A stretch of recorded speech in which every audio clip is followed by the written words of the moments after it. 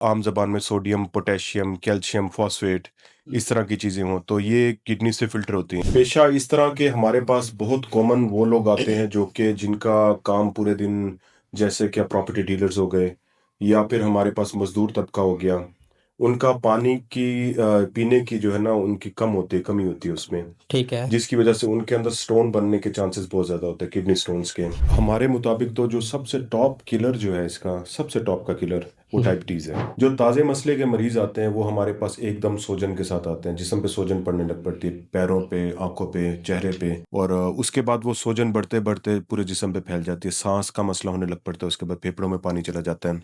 हर गुर्दे का मर्ज जो है वो रिकवरेबल है। गुर्दे का मर्ज का सिर्फ डायलिसिस इलाज नहीं है। हमारे पास पेशेंट्स ऐसे भी हैं जो पिछले 20 ईयर्स से डायलिसिस करवा रहे हैं, अपना फैमिली भी रन कर रहे हैं, बिजनेस भी कर रहे हैं, अपना चल रहा है, सब कुछ उनका स्टेबल है। एक बताएं कि गुर्दा दे कौन सकता है? वो उसके अंदर अपनी कौन सी ऐसी एक सेहतमंद बंदे के अंदर जिसको हम आप डोनर कह लें, तो क्या उसके अंदर क्वालिटीज़ होनी चाहिए? और कौन कौन से लोग, क्या ब्लड रिलेशन वाले जो लोग हैं वही दे सकते हैं, या कोई और शख्स भी जो है वो गुर्दा जो है वो डोनेट कर सकता है? जितना अच्छा मैच होगा उतना सक्सेसफुल ट्रांसप्लांट होगा। किडनी स्टोन के बारे में कहा यह जाता है कि जो वर्स्ट पेन होती है, जो कि सबसे ज़्यादा पेन वाला जो है ये बीमारी है। हमारे पास ज़्यादातर प्रॉपर्टी डीलर्स या फिर जो है जो मज़दूर वगैरह तबका जो पानी के जिनका इंटेक कम है, या फिर police officers, traffic police officers, ये बहुत ज़्यादा प्रेज़ेंट करते हैं स्टोन के साथ।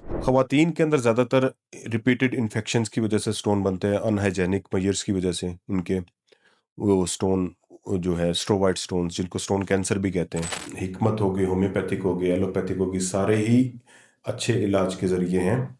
लेकिन प्रॉब्लम ये है कि अब वो वाली हिकमत रह नहीं गई, हम्म। क्योंकि अब शोबदाबाजी ज़्यादा है। एक्चुअली मैं आपको बताता हूँ, इसमें ना हमारी जो गवर्नमेंट की तरफ से है हुटा, जो कि ह्यूमन ऑर्गन ट्रांसप्लांट एजेंसी जो है, हम्म। वो उससे पहले अप्रूवल लेनी पड़ती है हमें कोई किडनी ट्रांसप्लांट करने के लिए, जो कि अच्छा। फर्स्ट डिग्री रिलेटिव को ही वो सिर्फ वो अप्रूव करते हैं। अच्छा। और कि आप सिट्रस वाटर ज़रूर लिया करें, जिसमें कि नींबू पानी जो है वो 1 गिलास ज़रूर रोज़ाना पिया करें, क्योंकि वो सबसे बड़ा मौजिब है किडनी स्टोन को रोकने का।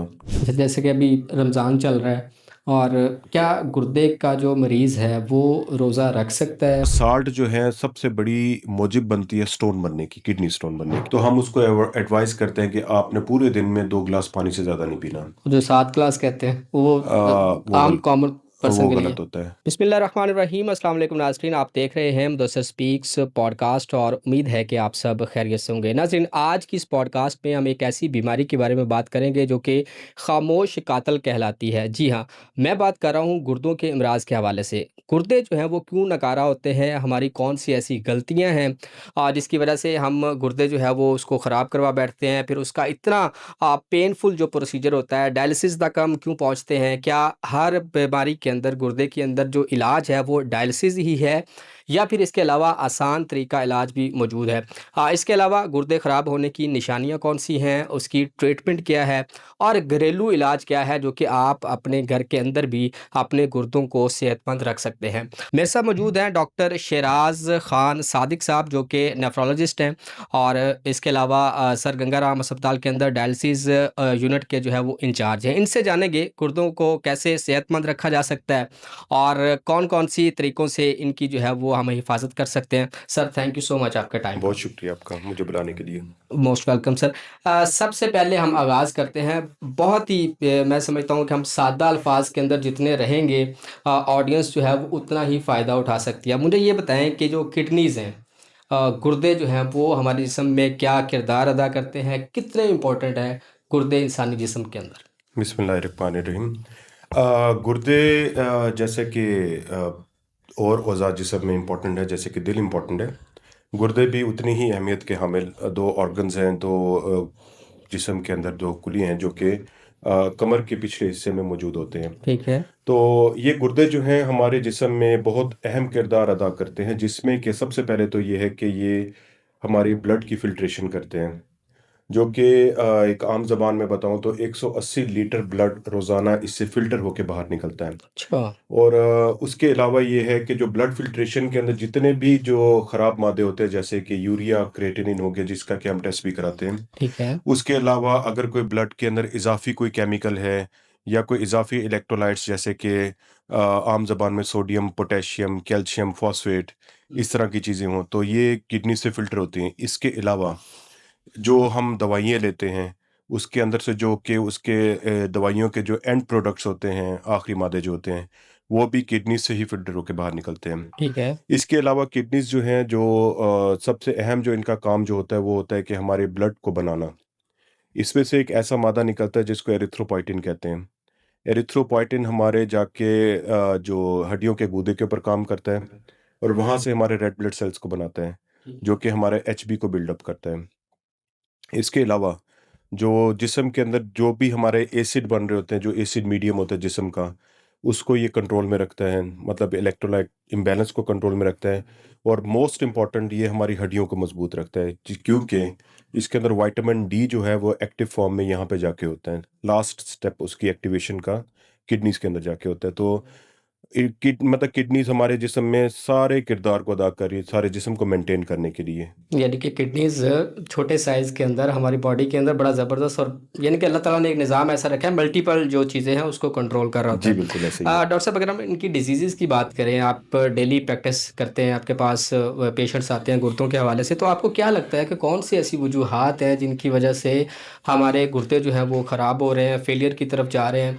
क्या गलतियाँ करते हैं हम रूटीन के अंदर लोग? एक्चुअली डिपेंड करता है पेशे के ऊपर बहुत ज़्यादा।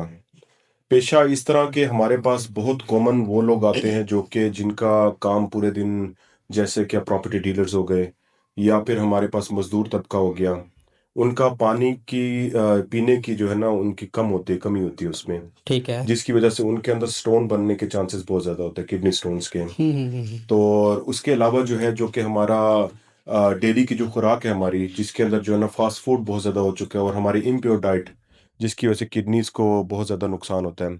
लेकिन इससे भी ज़्यादा ख़तरनाक जो चीज़ है वो ये है कि हमारा जो ओवर द काउंटर मेडिकेशंस है, जैसे कि हम जाके जो है ना मेडिकल स्टोर से कोई भी पेन किलर्स लेके मुसलसल खाते रहें, वो भी इफ़ेक्ट करती हैं।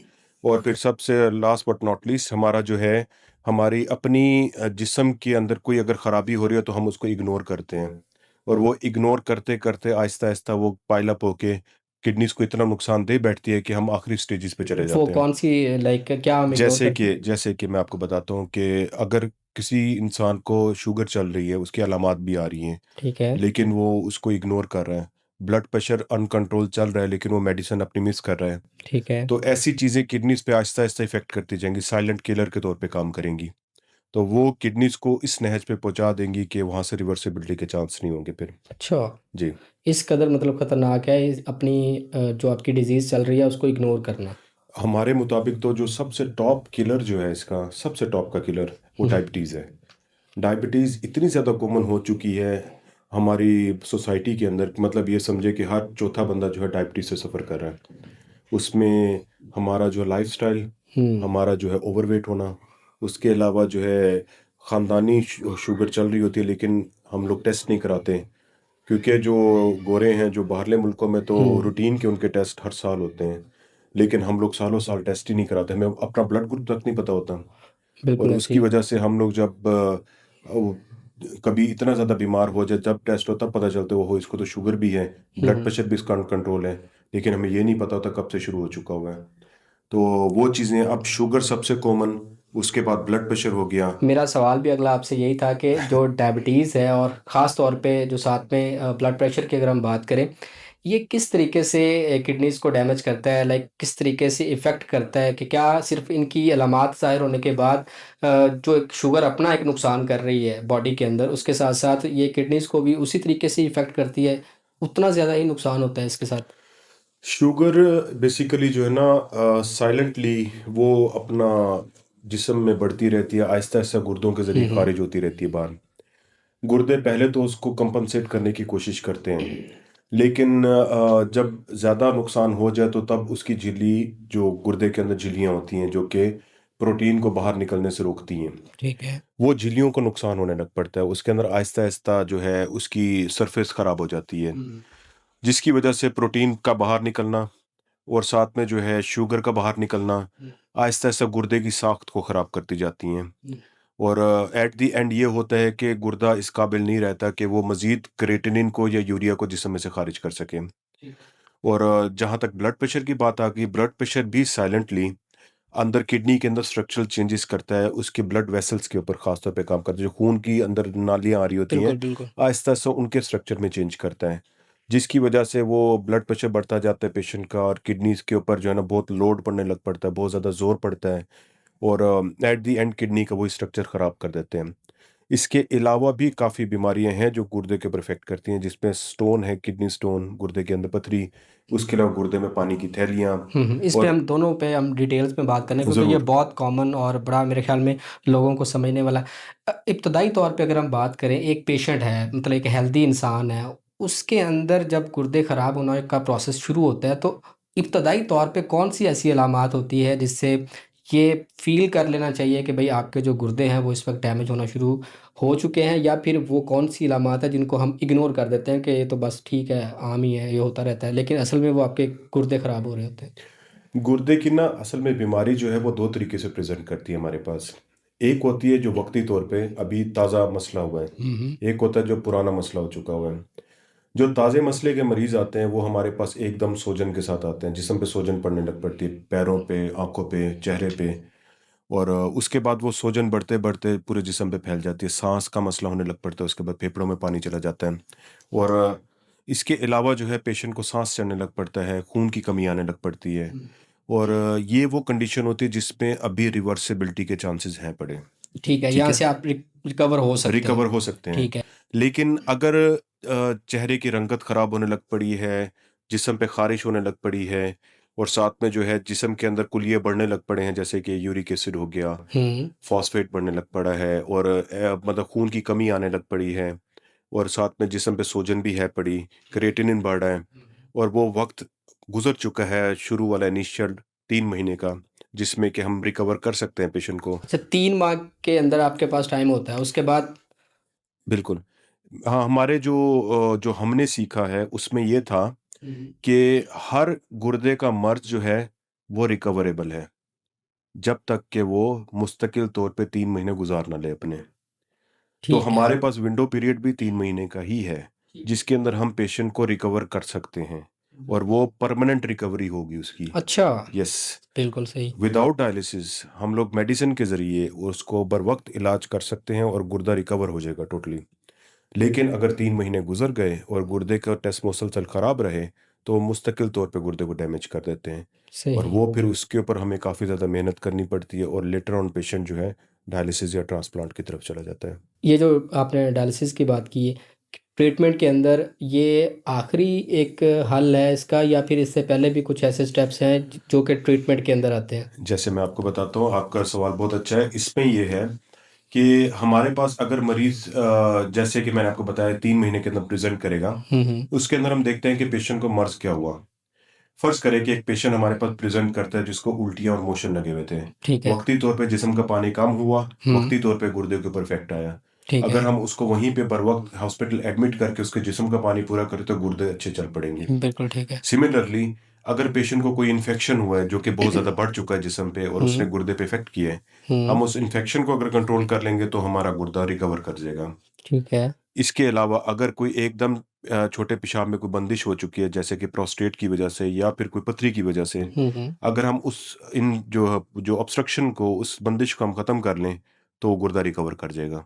ठीक है। इसी तरीके से अगर कोई ऐसी दवाई पेशेंट ले रहा था जो कि गुर्दे पे इफ़ेक्ट कर रही थी, वो दवाई बंद कर देंगे तो गुर्दा रिकवर कर जाएगा। लेकिन वही बात, विंडो पीरियड 3 मंथ, हुँ, हुँ। अगर इसके अंदर हमारे पास आ चुका है पेशेंट तो हम लोग उसको रिकवर कर लेंगे इंशाल्लाह। और ये कितने परसेंट तक हम मतलब कि मेडिसिन के ज़रिए हम कर सकते हैं? उम, लाइक वो कौन-सा प्रोसेस है? मैं ये जानना चाहता हूँ कि जो लोग किडनीज़ के इस वक़्त मर्ज़ में मुब्तला है, उनको ये क्योंकि ये बहुत कॉमन है हमारे यहाँ, ये हमने बहुत ही सुना है कि भई आपको गुर्दे की कोई तकलीफ़ हुई है, अल्टीमेटली आपका जो ये ट्रीटमेंट है वो डायलिसिस है। और हुँ, डायलिसिस आपको पता है इतना पेनफुल और इतना मतलब कि वो देख के ही पेशेंट को पता नहीं अजीब-सी वो फीलिंग आती है कि वो किस किस तरह से वो उस कंडीशन में रह रहा होता है। तो मैं ये जानना चाह रहा हूँ कि कौन-सी अद्वियात से और अद्वियात से किस हद तक इसके ऊपर जो है वो रिकवर किया जा सकता है? As far as my experience is concern, जहाँ तक मेरा अपना पर्सनल जो है वो एक्सपीरियंस है, उसमें ये है कि अगर पेशेंट की बीमारी हमने शुरू में ही पकड़ ली तो 100% रिकवरी है उसकी, 100% रिकवरी है। बिल्कुल सही। लेकिन अगर उसने इग्नोरेंट बिहेवियर, क्योंकि हमारे ना एक बहुत कॉमन हमने ऑब्जर्व किया है कि डिनाइल फेज होते हैं कि लाइल्मी का वो वक्त जिसमें मरीज जो है ये समझता है कि शायद डॉक्टर का इलाज जो है वो इतना हमें डायलिसिस पे ले जाएगा, और वो फिर जो है इधर उधर घूमता है, जिसमें कि वो डिफरेंट अताइयों के पास चला जाता है, या हुँ, फिर हिकमत को यूज़ करता है, या फिर जो है ना उन दवाइयों को यूज़ करता है जो कि मशवरे से होती हैं। उसमें ये है कि वो अपना वो विंडो पीरियड गुजार देता है 3 महीने का, जिसकी वजह से फिर उनकी रिकवरी पॉसिबल नहीं होती।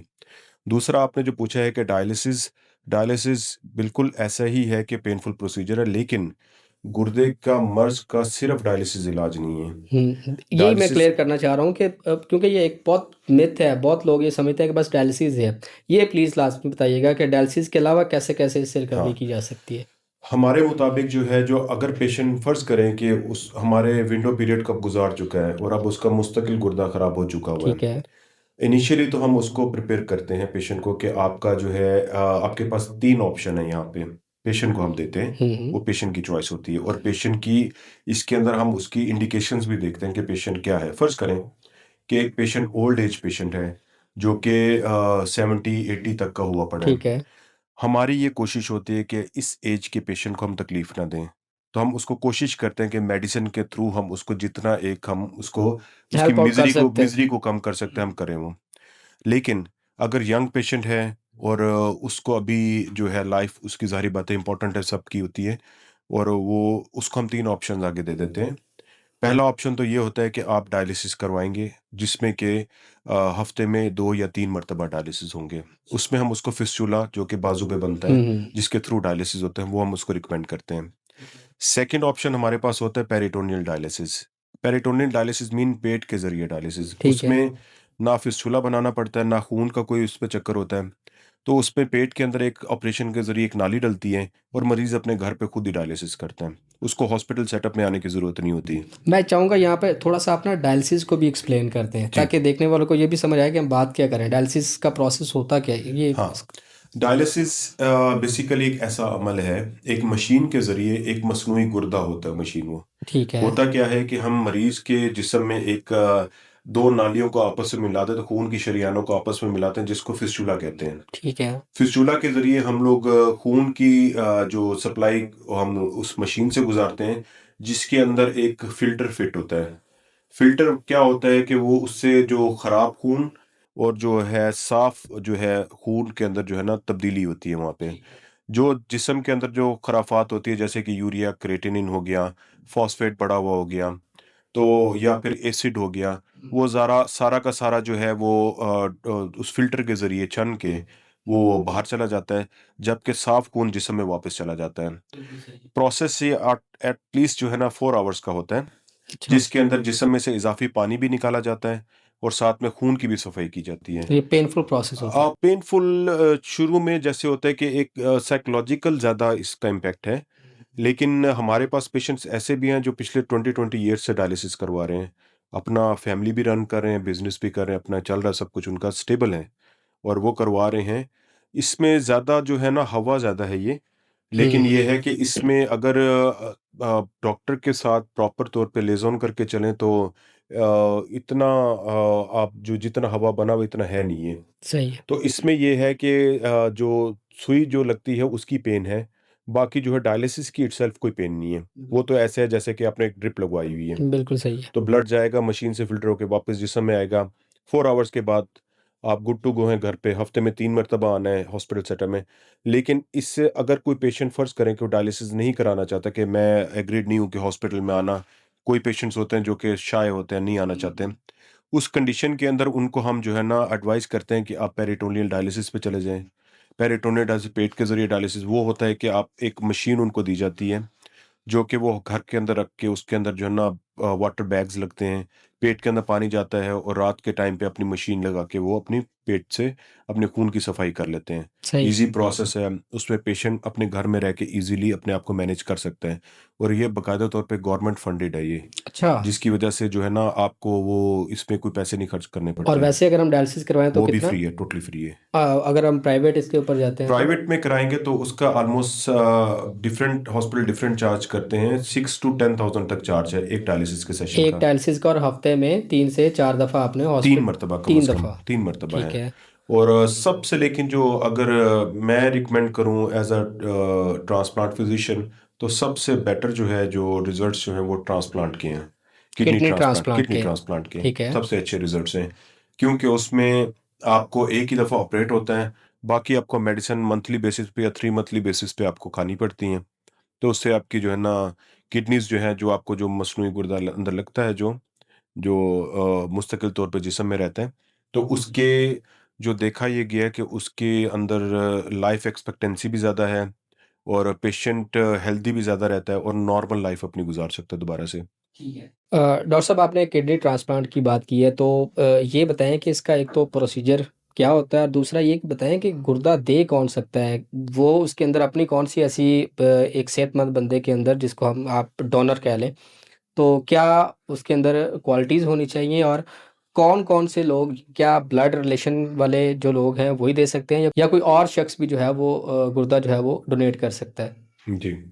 इसमें ये है कि सबसे पहले तो जो गुर्दा जो लगाते हैं उसका एक प्रॉपर ऑपरेशन होता है।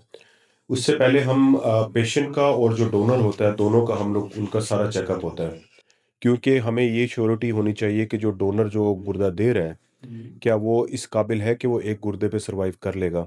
हुँ, क्योंकि उसके अंदर अगर कोई खुदा ना खास्ता कोई बीमारी हुई तो उस वो ना सफ़र करे इस चीज़ को, क्योंकि ऑलरेडी एक जान तो सफ़र करी, 2 ना करें। बिल्कुल सही है। जब हमें क्लियर हो जाता है कि पेशेंट के पहले टेस्ट होते हैं, उसके बाद क्रॉस मैच होता है उसका, और उसके बाद उसके जो है ना जो टिश्यू टाइपिंग होती है, वो सब कुछ हम कर लेते हैं। तो उसके बाद हम पेशेंट को टाइम देते हैं कि आपने फलां दिन को हॉस्पिटल आ जाना है। ठीक है। प्रॉपर एडमिट करके उनको ऑपरेट होता है। ऑपरेशन के अंदर जो है, जो डोनर जो है उसकी जो है ना सेकंड या थर्ड डे पे उनको डिस्चार्ज कर देते हैं, जो कि गुर्दा देता है। अच्छा। जिसको गुर्दा लगता है उसको हम 1 हफ्ते के बाद डिस्चार्ज कर देते ठीक हैं। है। और ये गुर्दा देने वाले की कोई एज फैक्टर भी होता है कि किस एज तक का बंदा दे सकता यस, है? हम लोग जो प्रेफ़र करते हैं वो ये करते हैं कि 18 साल से लेके ऑलमोस्ट कोई 70 साल तक का बंदा दे सकता है।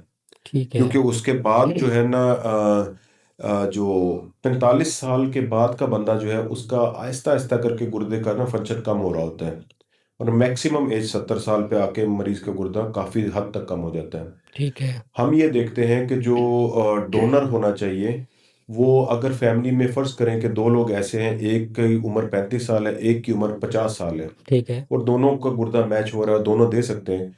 हम कोशिश करते हैं 50 साल वाले को हम जो है ना लें। वजह ये है हाँ। कि 35 साल वाले के पास अभी आगे लाइफ़ की आगे है, दौड़ चांसेस पड़ी है, ज़्यादा है। ज़्यादा है। बिल्कुल सही। 50 साल वाले का जो है ऑलरेडी जो है रिज़र्व, एक गुर्दे का तो कम ही है, दूसरे गुर्दे का हम देके उसको हम चलता तो रहेगा, लेकिन हम उसको ज़्यादा प्रेफ़र करेंगे, क्यों हम छोटे को नहीं करेंगे, हम छोटे को अगले मरले के लिए रख लेंगे कि खुदा ना ख़ास्ता आगे की अगर ज़रूरत पड़ी, तो हम उस कम एज वाले को यूज़ कर लें। सही, सही, सही, तो सही। इसीलिए हम बाकी जब ट्रांसप्लांट हो जाता है और मरीज़ डिस्चार्ज हो जाता है, तो फिर हम उसके ब्लड के लेवल्स चेक करते हैं, दवाइयाँ जो हम दे रहे थे उसके। तो फ़र्ज़ करें कि आपका सवाल था कि गुर्दा दे कौन-कौन हाँ। सकता है? तो गुर्दा देने वाले जो हैं, जो फर्स्ट डिग्री रिलेटिव जो हैं, जिसमें बहन-भाई, माँ-बाप और साथ में जो है जो भांजा-भांजी, ये वो सारे जो कि ब्लड रिलेशन कह ब्लड लें। रिलेशन वाले हो गए, उनको हम लोग प्रेफ़र करते हैं। प्रेफ़र इस वजह से उनको करते हैं, इसकी एक वजह है कि जितना ब्लड रिलेटिव जितना क्लोज़ होगा, फ़र्ज़ करें 2 भाई हैं आपस में, हुँ। ब्लड ग्रुप मैच करता होगा उनका, उनके जेनेटिक्स आपस में मैच करते होंगे, ठीक है। और जो एक भाई अगर दूसरे भाई को गुर्दा दे रहा है, तो उसका जिस्म, जो जिसको गुर्दा लग रहा है, उसका जिस्म अपने भाई के गुर्दे को एक्सेप्ट करेगा अच्छे तरीके से। सही, सही। जीन्स की वजह जितना से। यस, जितना अच्छा मैच होगा, उतना सक्सेसफुल ट्रांसप्लांट होगा, और जितना अच्छा ट्रांसप्लांट होगा, उतनी लाइफ एक्सपेक्टेंसी पेशेंट की लॉन्ग होगी। जितनी लाइफ एक्सपेक्टेंसी लॉन्ग होगी, उतना कम उसको मेडिसिन को यूज़ करना पड़ेगा। बिल्कुल सही है। ऑन द अदर हैंड अगर हम देखें कि एक पेशेंट है जो कि गुर्दा किसी बाहर के बंदे से ले रहा है, सिर्फ ब्लड ग्रुप मैच होने की बेसिस पे, लेकिन जब हमने उसकी टिश्यू टाइपिंग कराई है तो वो उसमें 100% मैच नहीं था। उसमें फ़र्ज़ करें कि 50% मैच था। ठीक है। अब इस जगह पे आके एक तो मरीज़ को जो जिस्म में उसके जो गुर्दा गया वो एक्सेप्ट इतने आसानी से नहीं करेगा। दवाइयाँ उसको लंबे अरसा यूज़ करनी पड़ेंगी और ज़्यादा दवाइयाँ यूज़ करनी पड़ेंगी। लेटर ऑन किसी भी टाइम पे वो उसका जिस्म उस गुर्दे के खिलाफ ऐसे जो है ना एंटीबॉडीज़ बनाएगा कि उसका गुर्दा जो है ना वहाँ पे रिजेक्ट हो जाएगा। तो सही। रिजेक्शन के चांसेस बढ़ जाएँगे। तो ये एक मतलब कि आप भी ये रिकमेंड करेंगे कि जो फैमिली बेस है या blood family relation base base, है। यस। ये बताएं कि मैं मिसाल के तौर पे मैंने किडनी जो है वो डोनेट की है। अब मेरे लिए क्या प्रॉब्लम हो सकती है एक किडनी के साथ सरवाइव करना अपनी ज़िंदगी के अंदर? क्या मुझे कोई कंटिन्यूअसली मेडिकेशन में जाना पड़ेगा, या फिर मुझे क्या-क्या मेरे ऊपर क्या असरात हो सकते हैं मैक्सिमम इसके ऊपर कि एक गुर्दे के साथ जो बंदा ज़िंदगी गुज़ार रहा है? इसमें ये है कि 2 गुर्दे जो है उसमें तो मतलब ये था कि चांसेस होते हैं अगर एक के अंदर खुदा ना ख़ास्ता कोई बीमारी आ गई है, कोई कैंसर आ गया, कोई स्टोन फँस गया है, तो ठीक है। दूसरा गुर्दा कंपनसेट कर देता है उसको।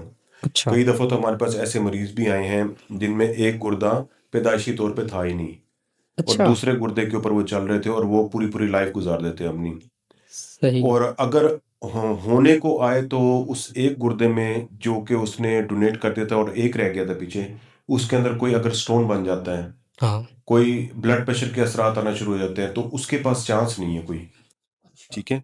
तो उसके लिए जो पेशेंट डोनेट करता है, उसके लिए बस ये है कि एक तो अपने ब्लड प्रेशर को, दूसरा ये है कि रेगुलर फ़ॉलो-अप 1 ईयरली बेसिस पे हुँ, हुँ। अपने फिजिशियन के साथ जो उसका जनरल फिजिशियन है, उसको दिखाता रहेगा ताकि वो अपने आप को स्टेबल रखे।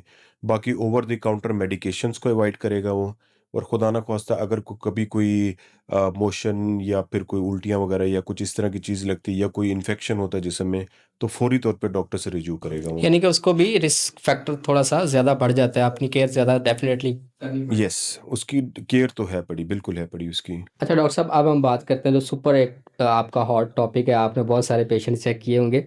मैं बात कर रहा हूँ किडनी स्टोन की।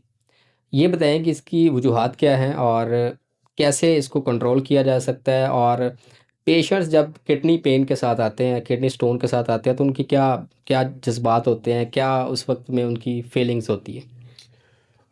किडनी स्टोन के बारे में कहा यह जाता है कि जो वर्स्ट पेन होती है, जो कि सबसे ज़्यादा पेन वाला जो है ये बीमारी है।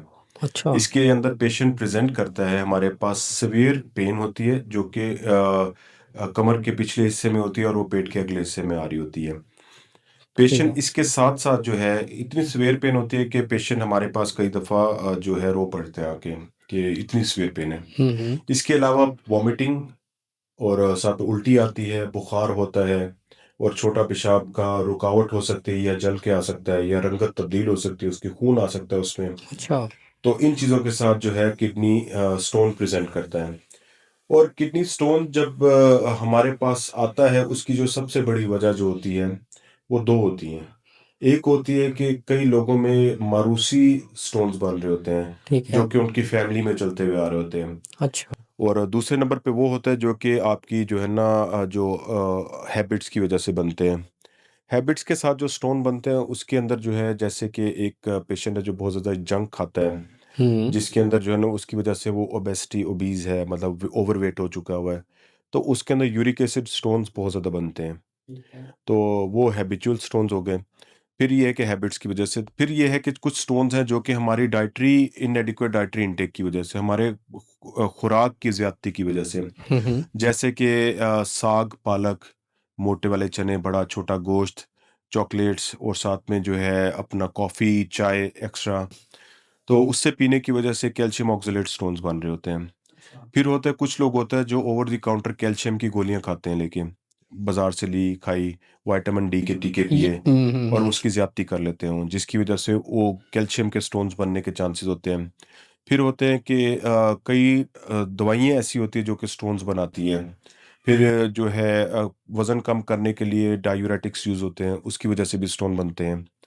तो बहरहाल मुख्तलिफ ये सारी चीज़ें स्टोन बनाती हैं, तो हमारे पास पेशेंट यूजुअली पेन के साथ प्रेजेंट करते हैं जो कि उनको कमर में शुरू होती है। आपने कॉफ़ी के ऊपर भी कह दिया, हम मुझे तो खुद फील होने लग गया क्योंकि मैं चाय बहुत कम पीता हूँ, कॉफ़ी लेता हूँ। इसके साथ मुझे ये बताएं कि चॉकलेट से किस तरीके से उसको स्टोन बनते हैं? यस, चॉकलेट से कैल्शियम ऑक्सलेट स्टोन बनते हैं, क्योंकि बेसिकली जो है ऑक्सलेट जो होता है ये हमारे जिस्म में 3 तरीकों से बन रहा होता है। हम्म। हमारा लीवर बेसिकली इसको डिटॉक्सिफाई करता है, इसको ख़त्म करता है।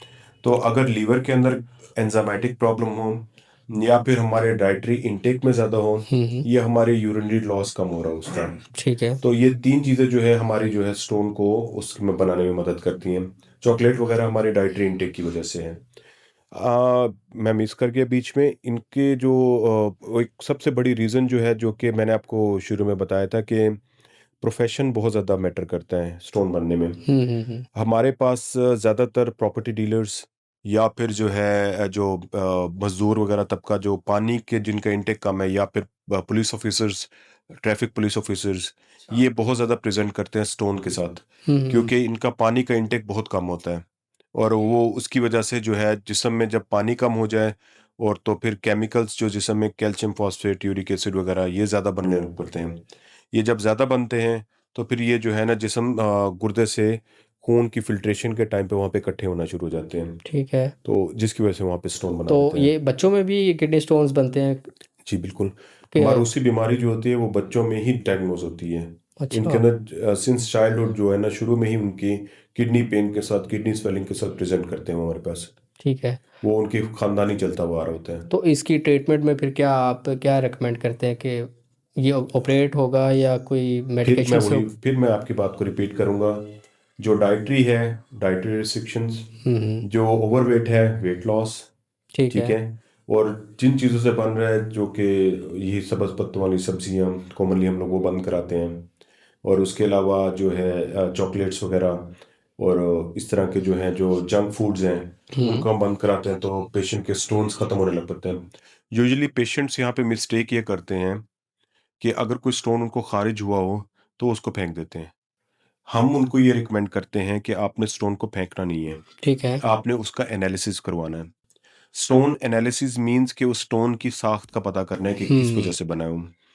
जब स्टोन की साख्त का पता चल जाता है तो हमें ये पता चल जाता है कि किस जिस्म में अज्जा के बढ़ने की वजह से स्टोन हुआ ये। हम उसकी वो स्पेसिफिक उसकी डाइटरी रिस्ट्रिक्शन करा देते हैं जिसकी वजह से दोबारा स्टोन नहीं बनते उसको भी। बिल्कुल सही है। लेकिन पेशेंट यूजुअली इसी पॉइंट को मिस करते हैं जिसकी वजह से रिपीटेड स्टोन्स उनमें बन रहे होते हैं। ख़वातीन के अंदर ज़्यादातर रिपीटेड इन्फेक्शंस की वजह से स्टोन बनते हैं, अनहाइजेनिक मेजर्स की वजह से उनके वो स्टोन जो है स्ट्रोवाइट स्टोन्स, जिनको स्टोन कैंसर भी कहते हैं, वो अच्छा। बनने लग पड़ते हैं ख़वातीन के इससे अंदर। कैंसर भी हो सकता है ये स्टोन्स की वजह से? नहीं, इससे कैंसर नहीं होता, उस स्पेसिफिकली उस स्टोन का नाम स्टोन कैंसर है, अच्छा अच्छा, सही है। तो उसको कहते हैं। आपने ये भी मतलब बहुत ज़्यादा हमने प्रैक्टिस भी की है, देखा भी हुआ है घरों के अंदर, कि जैसे ही उनको लगता है कि उनके गुर्दे में पेन हो रही है तो गर्म पानी से उनको जो है वो टकोर करने का एक प्रोसेस हमने देखा है। तो क्या इससे क्या फ़ायदा होता है? क्या इसमें पेन में थोड़ा रिलीफ होता है या फिर बस ये ऐसी प्रैक्टिस है एक? नहीं, एक्चुअली होता ये है कि कमर के अंदर पेन को लोग 2 तरह से परसीव करते हैं। हम्म। एक तो वो समझते हैं कि ये किडनी पेन है, हम्म। जबकि उसी जगह पे ही पेन जो है मस्कुलर पेन भी हो सकती है। ठीक है। दोनों के अंदर प्रेजेंटेशन में डिफरेंस है। ठीक है। जो किडनी की पेन होगी वो ट्रेवल करेगी बैक से फ्रंट की तरफ, जी जी, आपने बताया बिल्कुल। जबकि जो मस्कुलर पेन है वो पीछे ही रहेगी, या फिर वो टांग की तरफ ट्रेवल करेगी। ठीक ठीक। अगर तो वो कमर की पेन थी पट्टे की वजह से, हम्म। तो वो इस तरह जो है ना हॉट स्पॉन्जिंग की वजह से वो बेटर हो जाएगी।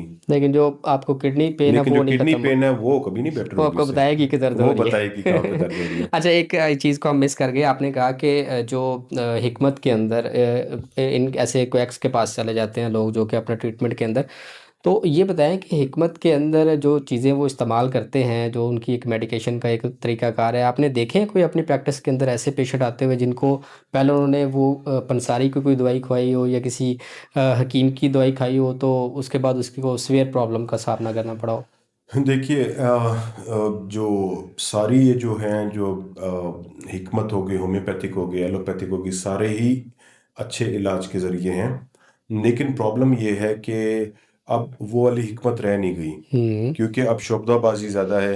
हिकमत जो प्रॉपर उस टाइम पे होती थी वो नहीं है, बिल्कुल सही। जिसकी वजह से अब यूजुअली ये होता है कि जो क्वैक्स जो है, हुँ, जो कि मतलब गली मोहल्लों के अंदर बैठते हैं, जो कि क्वालिफाइड नहीं है, जाली हकीम। जाली हकीम, हुँ, है वो बिल्कुल। यूज करते हैं हुँ, कुछ हैवी मेटल्स, ऐसी दवाइयाँ जो कि यूजुअली रिकमेंडेड नहीं है इंसान को देना, हुँ। वो यूज करते हैं। मैं चाहूँगा कि आप इसको ना बिल्कुल डिस्क्लोज़ करें इस चीज़ को कि क्योंकि ये डायरेक्ट हमारी हेल्थ के साथ जो है वो जुड़े हुए हैं और तमाम ऐसे लोगों को मैं कहूँगा खुल के अल्फ़ाज़ इस्तेमाल करें जो कि आपको करने चाहिए कि वहाँ भी ये जो लोग गलत कर रहे हैं, इंसानी जानों के साथ खेल रहे हैं, उनको ऐसा नहीं करना चाहिए। बिल्कुल ऐसे ही है। जो हैवी मेटल्स यूज होते हैं बीच में, या फिर ऐसे केमिकल जो कि टेस्टिफाइड नहीं होते, हुँ, उसके अंदर ये होता है कि वो किडनीज के ऊपर इफेक्ट एब्रप्टली एकदम करते हैं, और एकदम किडनीज पे इफेक्ट करने की वजह से पेशेंट किडनी फेलियर में चले जाते हैं। आधे मरीज तो हमारे पास इसी गलत over the counter medications quacks से लेने की वजह से आते हैं हमारे पास, हुँ, और वो उस नहज पे पहुंचा देते हैं उनको कि वो उनके पास रिकवरी के चांसेस नहीं होते। दूसरे नंबर पे, जब पेशेंट जिसको हम डायलिसिस रिकमेंड कर देते हैं कि आपके गुर्दे खराब हो रहे हैं और इस नहज पे पहुंच चुके हैं कि अगला स्टेप डायलिसिस है, हुँ। वो पेशेंट अपने आप को डिनायल फेज में ले जाता है कि भाई कि ये मेरे साथ हो क्या गया है। किसी और ऑप्शन पे चले हाँ, जाते हैं, इस किसी पे और नहीं ऑप्शन पे आते। चले हाँ, जाते हाँ, हैं। सही है। जब वो फिर वो उधर उन क्वैक्स के पास जाते हैं, जो हुँ, कि अपने पास जो है इलाज के अंदर जो है ना उनको रखते हैं, अपने लूप पे रखते हैं, और अपनी बातों के जरिए उनको फंसा के रखते हैं। वो हमारे पास तब फिर लैंड करते हैं जब वो इमरजेंसी में अनकॉन्शियस स्टेट में, या फिर जिस्म के अंदर इतनी खराबी हो गई होती है कि हम तब डायलिसिस करें भी सही तो पेशेंट की लाइफ के रिस्क हो जाते हैं वहाँ पे। हुँ। तो वो उस टाइम पे जो है, जब वो आते हैं तो उनकी जो है ना फिर बचने के चांसेस कम होते हैं।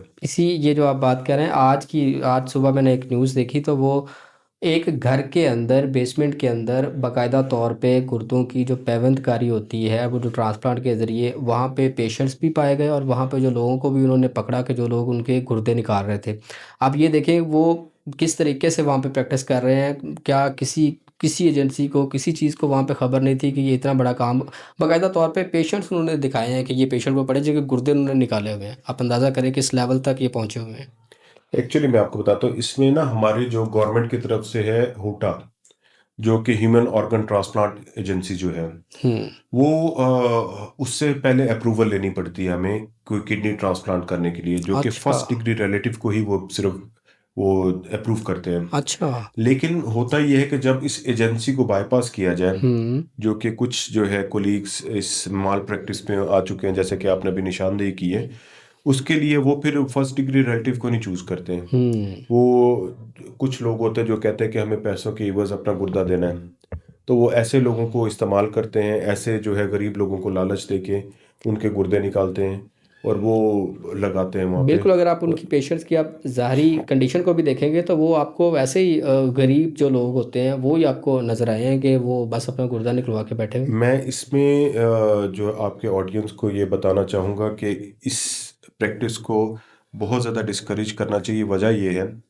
कि यूजुअली ऐसे लोग जो है किडनी ट्रांसप्लांट करने के बाद स्क्रीन से गायब हो जाते हैं, हुँ, और जो वो पेशेंट होते हैं जिनसे किडनी ट्रांसप्लांट किया होता है जिनका, उनको ज़ाहिर बात है कि मंथली बेसिस पे डॉक्टर का फ़ॉलो-अप चाहिए। बिल्कुल सही। और ऐसे पेशेंट्स जब जाते हैं गवर्नमेंट सेटअप में, तो गवर्नमेंट के डॉक्टर्स जो है ऐसे पेशेंट्स को देखना अवॉइड करते हैं, क्योंकि वो इल्लीगल ट्रांसप्लांट के बाद आए होते हैं। हुँ, क्योंकि कोई भी डॉक्टर नहीं फँसना चाहता कि मैं इसका इलाज शुरू करूँ और ये इल्लीगल ट्रांसप्लांट वाला पेशेंट था, बिल्कुल ऐसे ही है। और वो पेशेंट की एट द एंड उसकी लाइफ चली जाती है। हुँ, वो किडनी जो उसने लगवाया होता है, उसका नहीं पता होता उनको कि कितने परसेंट मैच किया, क्या उसका रिज़ल्ट अंदर जोड़ ठीक लगाया, और वो पेशेंट कॉम्प्लिकेट होके हमारे पास हॉस्पिटल में प्रेज़ेंट करते हैं, और ज़्यादातर लोग सर्वाइव नहीं करते बिल्कुल उसमें। है, यहाँ पे गवर्नमेंट को भी चाहिए कि वो इनके ऊपर जो है वो सख्ती से एक्शन ले। अच्छा डॉक्टर साहब हम थोड़ा-सा अगर हम इसकी घरेलू नुस्ख़ों की बात करें क्योंकि सोशल मीडिया का दौर है, आपने भी देखा होगा सोशल मीडिया के ऊपर मुख्तलिफ़ तरह की जो रेमेडीज़ हैं वो आ रही होती हैं कि गुर्दों का फेल गुर्दे जो हो गए हैं उसका ये इलाज है, आप घर में रहकर जो है वो इलाज कर सकते हैं। मुझे बताएँ कि घर में रहते हुए घरेलू अशिया का इस्तेमाल करते हुए या सिंपली हम बात करें जो देसी हमारा एक तरीका इलाज है, टोटके हैं, क्या गुर्दों का इलाज इनसे पॉसिबल है? हो जाती हैं? कोई ऐसी चीज़ें हैं हमारे किचन के अंदर जिनसे हम गुर्दों का इलाज कर सकते हैं? जी, बिल्कुल ऐसे ही है। हम जैसे कि डिपेंड करता है कि पेशेंट की कॉज ऑफ किडनी फेलियर है क्या, गुर्दों हुँ, का मसाइल आने की वजह क्या बनी।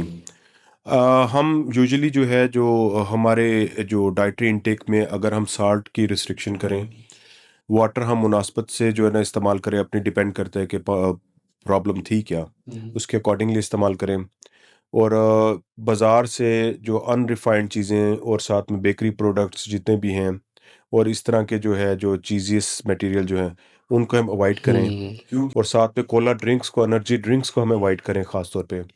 और ओवर द काउंटर मेडिकेशंस को हम लोग अवॉइड करें। और साथ में जो है हम बाकी अपनी जो है ना नॉर्मल अपनी डाइट रखें।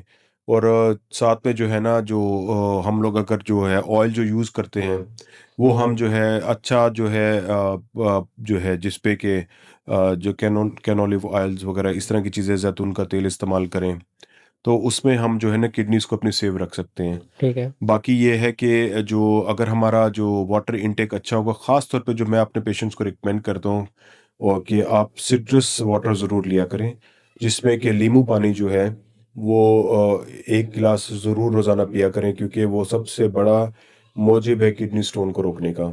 अच्छा, और ठीक है, साल्ट और वाटर जो साल्ट को और साथ में जो है ना अपना शुगर को अवॉइड करें, वो ठीक है। स्टोन बनने से भी रोकेगा और बाकी जिस्म के अंदर खराफात भी नहीं होंगी इसकी वजह और से। इसके अलावा जो आपने सुना है अदरक, लहसुन से और हल्दी से और इस यस, तरीके से, इसमें क्या है, कोई रियलिटी है? बिल्कुल ऐसे ही है। अदरक, लहसुन, अनारदाना, पुदीना, ये हुँ। बहुत ज़बरदस्त चीज़ें हैं जिससे शुगर भी अच्छी कंट्रोल रहती है, यूरिक एसिड कंट्रोल रहता है और साथ में जो है ना किडनीज के ऊपर भी बहुत अच्छा इफेक्ट होता है इनका। कोई अगर आप कोई एक आधा नुस्खा शेयर करना चाहें जिसमें इंग्रेडिएंट्स आप बता दें कि कैसे-कैसे इस्तेमाल करें तो? बिल्कुल ऐसे ही है, जो मैंने अभी जैसे नाम लिया, अदरक, लहसुन, अनारदाना, पुदीना, अगर इनकी चटनी बना के खाने के साथ इस्तेमाल की जाए और मतलब दिन में 2 से 3 मरतबा, तो एक तो इससे शुगर बहुत अच्छी कंट्रोल रहती है। और अगर शुगर कंट्रोल रहती है जो सबसे बड़ा मौजब है किडनी फेलियर का, हुँ, तो हुँ। आपकी किडनी भी ठीक रहेगी उससे इंशाल्लाह। अच्छा, जैसे कि अभी रमज़ान चल रहा है और क्या गुर्दे का जो मरीज़ है वो रोज़ा रख सकता है? उसके लिए कितनी आसानी है या उसको क्या-क्या प्रॉब्लम फ़ेस करनी पड़ सकती है? डिहाइड्रेशन का उसको ख़तरा हो सकता है या कोई किसी तरीके से रोज़ा नुकसानदेह हो सकता है पेशेंट के लिए? हाँ, ये बहुत अच्छा क्वेश्चन आपने किया है। जो किडनी का पेशेंट जो है हुँ, वो डिपेंड करता है कि उसकी स्टेज क्या है ठीक है। किडनी की। हुँ, अगर वो इनिशियल स्टेजेस का है, कोई दिल का कोई इशू नहीं है, लेकिन सिर्फ़ और सिर्फ़ उसकी किडनी ख़राब हुई है, और स्टेज 1, 2, 3 हमारी टोटली 5 स्टेजेस होती हैं किडनी फेलियर की।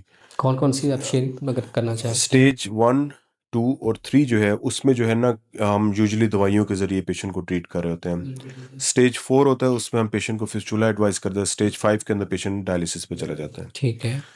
अब स्टेज 1, 2, 3 अगर पेशेंट की चल रही हैं और पेशेंट को कोई दिल का इश्यू नहीं है, तो हम यूजुअली पेशेंट को रिकमेंड करते हैं कि आप रोज़ा रख सकते हैं, नॉर्मली जैसे आम लोग रखते हैं।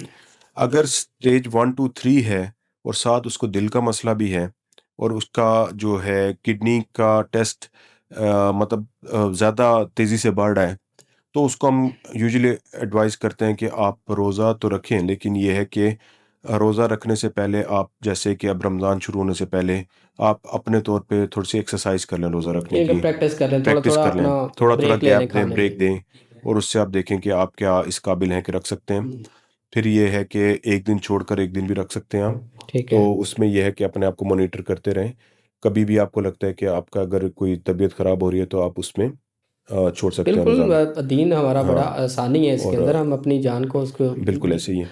लेकिन अगर उसकी गुर्दे का टेस्ट क्रेटिनिन से जैसे हम चेक करते हैं वो उसका ज़्यादा तेज़ी से ख़राब हो रहा है, या फिर स्टेज 4 में है या 5 में है, हुँ, तो उसमें हम पेशेंट को यूजुअली रिकमेंड नहीं करते कि वो रोज़े रखें। उसको कहते हैं कि आप जो है अपने जो है जो मस्जिद के मुफ्ती से आप चंद मशवरा कीजिए और जो है ना आप उतना जो है ना लोगों को दे दीजिए जो कि वो अल्टरनेट रोज़ा है रखें। उसके अंदर। यस। अच्छा, ये बताएँ कि जो जो लोग मतलब रखना चाह रहे हैं, वो अफ़ोर्ड कर सकते हैं, तो उनका सैर और इफ़्तार की क्या डाइट प्लान होना चाहिए कि वो सहरी के अंदर क्या लें तो दिन भर उनके लिए आसानी रहेगी और इफ़्तारी के बाद उनको क्या-क्या डाइट लेनी चाहिए? बिल्कुल।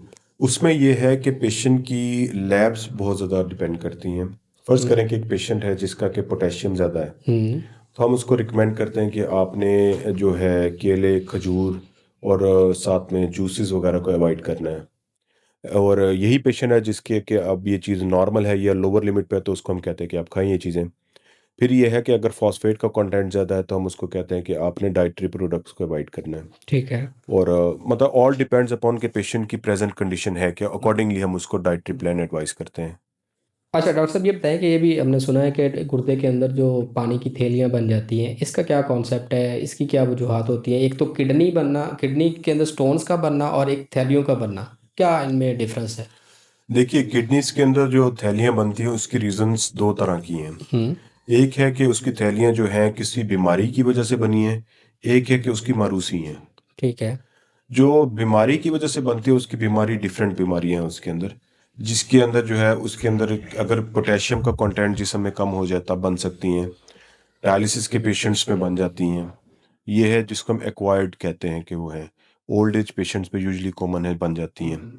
और बाकी जो है जो मारूसी चलती हुई आ रही होती हैं उसमें autosomal dominant polycystic kidney disease या फिर और डिजीज़ हैं जिसको हम जो है ना मुख्तलिफ उनके नाम हैं, उनको हम लोग इसमें देखते हैं। उसके अंदर पानी की थैलियाँ बनती हैं। यूजुअली कॉमन बीमारी है ये, पानी की थैली मतलब हर दूसरे तीसरे मरीज के अंदर आ जाती है। लेकिन ये है कि अगर उसके अंदर पानी की थैलियाँ ज़्यादा हों जो कि उसकी एज से जो कि ज़्यादा आ रही हैं, तो उसके लिए अंदर फिर फर्दर हम टेस्टिंग करते हैं, उसको देखते हैं कि क्या आया वो उसको मारूसी बीमारी तो नहीं है जिसकी वजह से हुआ है। तो फिर उसका एक स्पेसिफिक इलाज है जो कि हम करते हैं, तो वो फिर पानी की थैलियाँ वहाँ पे रुक जाती हैं। कॉम्प्लिकेशंस है तो सही, लेकिन पेशेंट यूजुअली हैवीनेस के साथ प्रेजेंट करता है हमारे पास, बोगीनेस हैवीनेस इस तरह किडनीज के जगह पे उसको फील होती है, अल्ट्रासाउंड पे पता चलता है। और उसमें फिर हम उनको कंट्रोल में रखते हैं और हम कोशिश ये करते हैं कि वो जो है डायलिसिस की तरफ न जाए। ठीक यूजुअली है। इनमें जो है उतनी स्पीडली डायलिसिस पे पेशेंट नहीं जाता। यूजुअली 60-70 साल के बाद जाके पेशेंट का डायलिसिस स्टार्ट होता है। अच्छा डॉक्टर साहब, हमने मेडिकेशन को भी डिस्कस कर लिया, डायलिसिस को भी डिस्कस कर लिया। अब ज़रा आते हैं अपनी जो डेली हमारा एक लाइफस्टाइल है, डाइट के हवाले से वो कितना मैटर करता है गुर्दों की सेहत के ऊपर, कि हम खाने पीने में कौन सी ऐसी बदपरहेज़ी कर जाते हैं जो कि डायरेक्ट इफ़ेक्ट करती है। और इसके साथ साथ एक बड़ी मिथ भी है कि जो नमक है, नमक, वो किडनीज़ के ऊपर बड़ा डायरेक्ट इफ़ेक्ट करता है। इसमें कितनी सच्चाई है? देखिए, डिपेंड करता है कि बीमारी है क्या जिसने गुर्दों पे इफेक्ट किया है। हुँ। फर्ज करें कि मैं आपको बताता हूँ कि पेशेंट एक डायबिटिक पेशेंट है। ठीक है। डायबिटीज़ क्योंकि लीडिंग कॉज है किडनी फेलियर की, सबसे ज़्यादा अहम और सबसे बड़ी कॉज है। तो ऐसे मरीजों के लिए सबसे अहम ये होता है कि अपनी डाइटरी रिस्ट्रिक्शंस के ऊपर सबसे पहला काम करें, अपनी डेली रूटीन पे, अपनी फिजिकल एक्सरसाइज पे। हुँ। तो हम पेशेंट को रिकमेंड ये करते हैं कि आपने डेली, एक तो ये है कि साल्ट का इंटेक आपने कम रखना है। साल्ट का इंटेक कम रखने की वजह ये होती है कि साल्ट इंड्यूस्ड एक तो ब्लड प्रेशर होता है जो कि हो सकता है। दूसरा, साल्ट जो है सबसे बड़ी मौजिब बनती है स्टोन बनने की, किडनी स्टोन बनने की। अच्छा। ठीक है। तीसरी चीज़ ये है कि साल्ट की वजह से जिस्म में पानी का इजाफी इकट्ठा होना भी शुरू हो जाता है। उन चीज़ों को हम लोग साल्ट की कमी से अवॉइड कर सकते हैं। या हम यूजुअली रिकमेंड ये करते हैं कि जिनको किडनीज का इशू हो या जिनको स्टोन का इशू हो, तो वो चाय के छोटे चम्मच जो है, चाय वाला चम्मच जो होता है, उसको बराबर रख के साल्ट ले सकते हैं पूरे दिन में। अच्छा। चाहे खाने में चाहे किसी चीज़ में, इससे इजाफी ना हो। अगर इससे इजाफी होगा तो नुकसान होगा। इसके अलावा प्रोटीन का इंटेक, जो कि हम लोग जो गोश्त खाते हैं या फिर सब्ज़ पत्तों वाली सब्जियां खाते हैं, उसके अंदर प्रोटीन ज़्यादा होता है। हम प्रोटीन की रिस्ट्रिक्शंस को पेशेंट के लिए अवॉइड, मतलब उसको एडवाइस करते हैं। ठीक है। और उसके अलावा हम पेशेंट को एडवाइस करते हैं कि आप जो है डब्बे वाली चीज़ें जैसे हो गई, जूसेस हो गए हुँ। या फिर जो है बेकरी प्रोडक्ट्स हो गए, इनको अवॉइड करें। ठीक है। फिर डेयरी प्रोडक्ट्स अवॉइड करें क्योंकि उसके अंदर फॉस्फेट का, पोटेशियम का कंटेंट ज़्यादा होता है। वो हुँ। भी किडनीज के ऊपर, क्योंकि ये किडनी खारिज कर नहीं सक रही होती, ऑलरेडी बॉडी में ज़्यादा होती हैं, हुँ, तो हुँ। ये जिस्म में नुकसान देती है, तो उसको अवॉइड करें। इसके अलावा हम पेशेंट को एडवाइस करते हैं कि आप वाटर का इंटेक अच्छा रखें, पानी इंटेक अच्छा रखें, हुँ। लेकिन देखते वक्त कि आपके जिस्म पे आपको कोई सोजन ना महसूस हो। अगर सोजन आने लगे तो फिर हम वाटर रिस्ट्रिक्शन भी पेशेंट को एडवाइस करते हैं। ये थी डाइटरी। इसके अलावा हम पेशेंट को एडवाइस करते हैं कि आपने डेली की एक्सरसाइज करनी है, at least 30 minutes a day, 5 times a week. ठीक ठीक है। है, ये एक्सरसाइज लाजमी होनी चाहिए। और फिर उसके अलावा स्मोकिंग नहीं करनी है आपने, और कोई अल्कोहल इंटेक नहीं होना चाहिए। और साथ में ये है कि आपने जो सबसे अहम चीज़ कि आपने डॉक्टर के साथ जो है ना लेज़ॉन रखना अपना, हुँ। जिसमें जो है ना मंथली विजिट ज़रूर होना चाहिए आपका। ताकि डे टू डे जो वेरिएशंस हो रही होती हैं आपकी जो है ना लैब्स के अंदर, हुँ, हुँ। तो उसको हम डॉक्टर्स जो होते हैं वो थ्रू मेडिकेशन से उसको कंट्रोल करते हैं। क्योंकि खुदा न खास्ता यही इग्नोरेंट बिहेवियर की वजह से गुर्दे ख़राब हुए होते हैं मरीज़ के, और वो अगर कंटिन्यू रहे तो पेशेंट जल्दी डायलिसिस पे चला जाता है। आपने पानी की बात की है और जी। ये लोग मेरे ख़्याल में आपसे भी पूछते होंगे कि हमें कितना पानी जो है वो रोज़ाना पीना चाहिए। ज़्यादा से ज़्यादा कहा जाता है कि पानी जो है वो पिया जाए। लेकिन मेरा सवाल ये है कि क्या ज़्यादा पानी पीना हर एक के लिए सूटेबल रहता है या किसी को इससे भी प्रॉब्लम हो सकती है? तो इस बारे में आपने पेशेंट ऐसा चेक किया हो जो आप कह लें कि प्रैक्टिस के अंदर आया होगा जिसको पानी ज़्यादा पीने की वज़ह से गुर्दों के ऊपर कोई इफ़ेक्ट हुआ हो? जी, ऐसे ही है। फिर मैं वही बताऊँगा कि डिपेंड करता है पेशेंट की किडनी की स्टेज क्या है। अगर फ़र्ज़ करें कि एक पेशेंट है जिसको किडनी का फर्स्ट टाइम प्रॉब्लम हुआ है हुँ। और वो हमारे पास जिस्म पे सोजन के साथ प्रेज़ेंट किए हैं, तो हम उसको एडवाइस करते हैं कि आपने पूरे दिन में 2 गिलास पानी से ज़्यादा नहीं पीना। जो 7 क्लास कहते हैं, वो वो आम गलत कॉमन पर्सन वो के लिए। गलत होता है।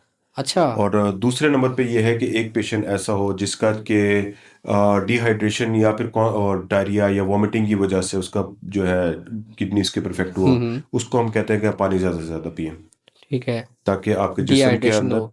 डिहाइड्रेशन ख़त्म हो।